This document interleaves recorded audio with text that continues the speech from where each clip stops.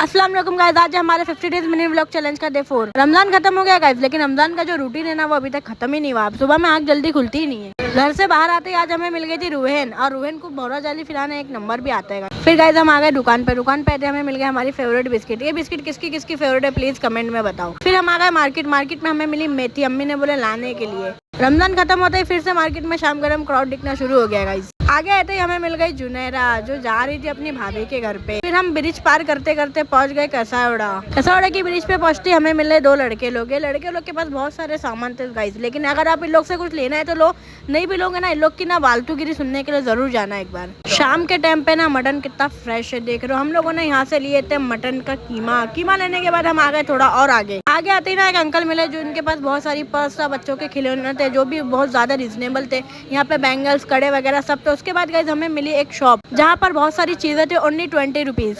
Earrings, चैन, bracelet, bathroom set, बहुत सारी चीजें थी गाइस ओनली 20 रुपीज। एक बार जरूर विजिट करना आप सब।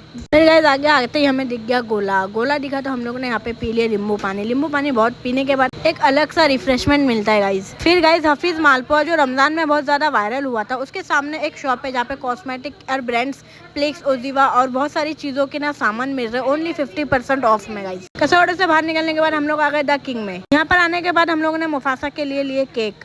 सामान लेने के बाद हम आ गए थे मुल्ला जी के पास एकदम फ्रेश वेजिटेबल रहते हैं। जिसको भी एकदम फ्रेश चीजें पसंद है ना वो इनके पास जाके ले सकता है। इसके बाद हम लोगों ने यहाँ से ले लिया मेथी, क्योंकि अम्मी ने बोले थे लाना है तो लाना ही पड़ा। मेथी लेने के बाद करिंगड़ पे नजर पड़ी तो अफ्तारी की याद आ गई गाइस, तो हम लोगों ने यहाँ से ले लिया करिंगड़। और अभी भी ना गाइस शाम के टाइम ऐसा लगता है अफ्तारी का टाइम होगा, जल्दी फ्रूट कट करो।